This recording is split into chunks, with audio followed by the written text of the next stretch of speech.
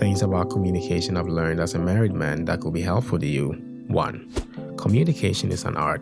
It is learned. Nobody is born a great communicator. Think about the military. They have their own specialized language and vocabulary that civilians don't use. And when people go in to get trained for the first time, they have to learn it. And marriage is like that. We all grow up in our homes with our siblings, with our families, and we talk a certain way for a long time. And then we get old and we get married. And here we have a new person in the same house with us that we need to learn to talk with or communicate with. We need to learn the marriage communication. So what I came to learn in the first few years of my marriage is that marriage itself has its own vocabulary, just like the military, that I had to learn. And communicating in the way that I knew just wasn't going to help. So I started learning. And the good thing is that you can learn to talk as a married person. You can talk to your spouse in a way that promotes a healthy home and a healthy relationship. That's the first thing I learned. Communication is an art and you can learn it. And you should learn it to grow your marriage. Now, here's the second thing I learned about communication as a married man that helped me. Aligning my thoughts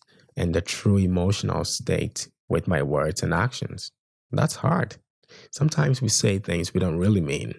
And we mean things we don't really say them. Learning to align your thoughts and your true state of emotional being with your words and actions will make you a great communicator. In other words, when it's not okay, don't say it's okay. When it's not fine, don't say it's fine. When it's still bothering you, be honest, be sincere about it. Tell your spouse, I don't feel good about this. Don't say it's okay, I'll handle it, I'll be good. And then let something else manifest that it's not really what you're feeling or going through. Now, here's the third thing I've learned about communication as a married man that's been helpful to me. Use communication as a tool for nurturing love for yourself and for your spouse. Just that. Do not use communication for any other thing. I never do that. I never communicate, whether through my words, through my actions, through my inactions, my body language. I don't use that to hurt or harm my wife or to do anything else but to nurture love. When we are communicating, we're trying to move forward. We're trying to solve an issue.